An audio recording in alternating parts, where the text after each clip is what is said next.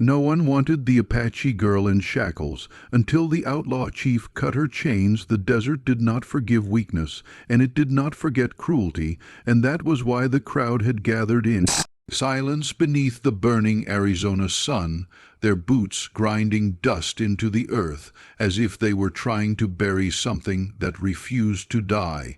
And at the center of that circle stood the girl they had already decided was worthless, her wrists raw inside iron shackles that bit into her skin every time she moved, her dark hair tangled by wind and captivity, her chin lifted not in pride but in stubborn refusal to bow to the men who stared at her as if she were livestock at auction, and they called her many things, wild thing, trouble blood, cursed child of the mountains, but they would not call her by her name, because to speak her name was to admit she was human, and humanity was something they were determined to strip from her as thoroughly as they had stripped her tribe of land, water, and dignity. And though she stood barefoot on scorching dirt, her ankles chained, her throat dry, there was a fire in her eyes that unsettled even the harshest among them, because fire meant spirit, and spirit meant resistance, and resistance was dangerous.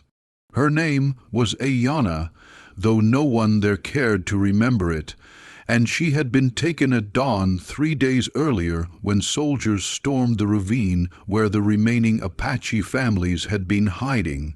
And she had fought, oh, she had fought like a storm breaking against stone, biting, clawing, striking with a broken branch until a rifle butt had caught her across the temple and sent her into darkness. And when she awoke she was bound, wrists chained, thrown onto a wagon like cargo, and she listened as men discussed her fate, not as if she were a living being, but as if she were an inconvenience, a problem to be transferred, traded, or discarded.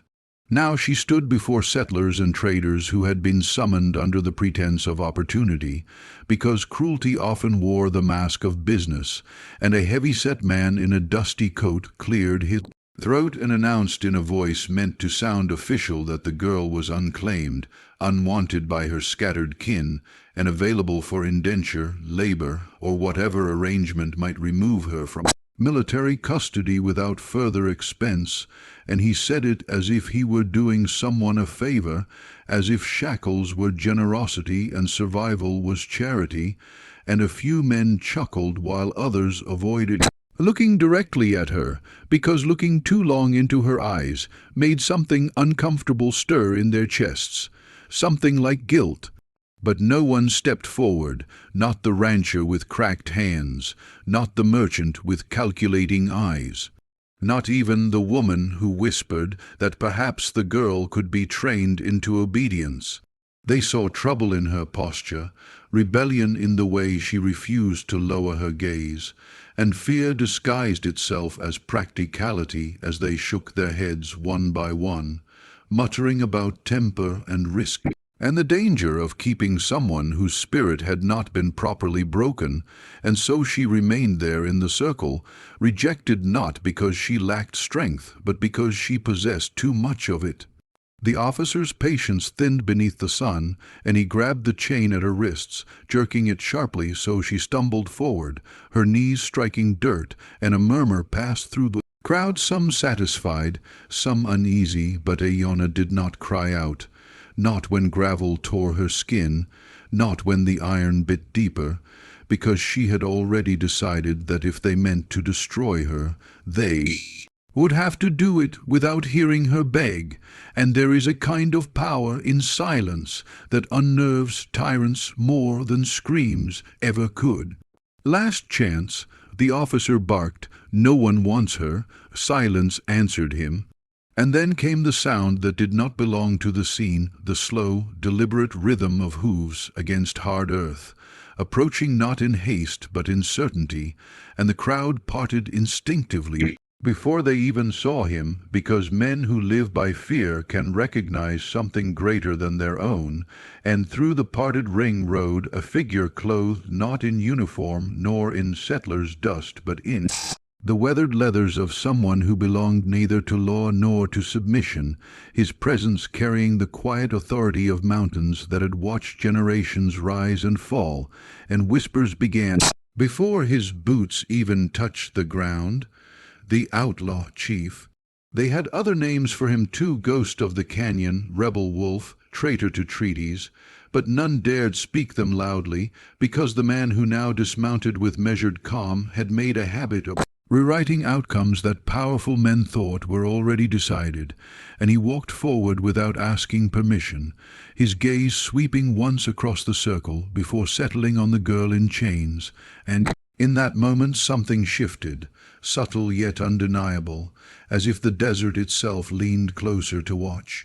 He did not look at her the way the others had.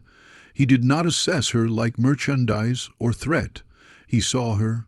Ayanna met his eyes, and for the first time since her capture, the weight pressing against her lungs loosened just enough to allow a full breath, because in his stare she did not see contempt nor pity but recognition, the kind that passes between warriors who understand what it means to stand alone against overwhelming force.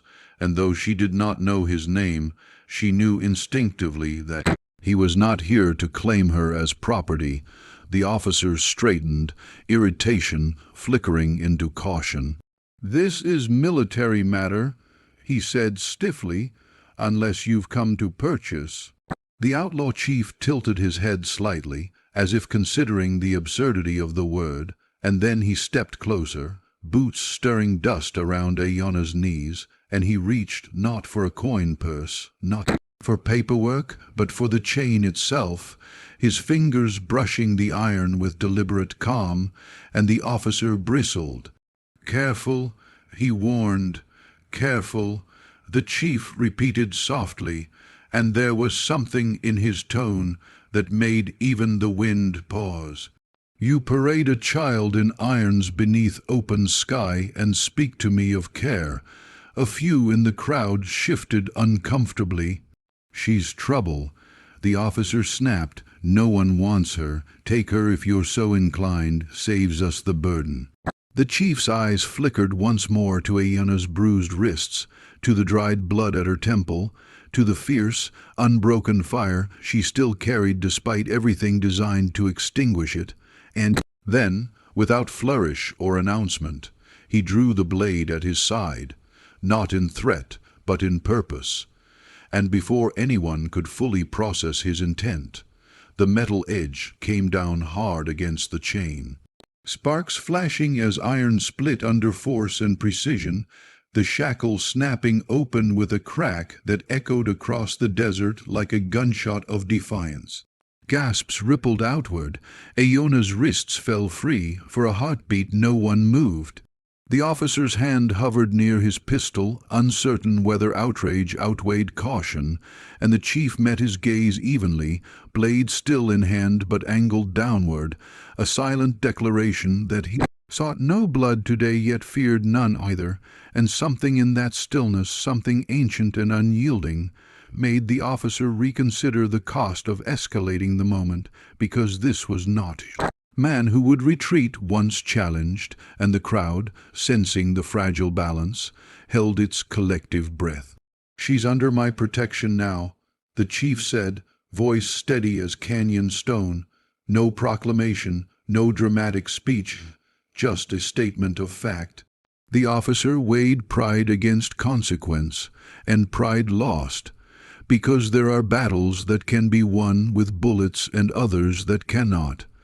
And after a long, brittle silence, he stepped back, muttering about paperwork and liability, signaling to his men with a reluctant gesture that this confrontation would not continue, and one by one the tension eased, replaced by murmurs that carried equal parts resentment and reluctant admiration. Ayanna remained kneeling, wrists free but trembling from sudden release, and the chief crouched before her, not towering, not commanding, but meeting her at eye level, and he extended his hand not to seized but to offer, and though trust was a luxury she could scarcely afford, she saw no deceit there, only an invitation to stand on her own feet rather than be dragged to them, and slowly, with dignity intact, she placed her hand in his. He pulled her upright.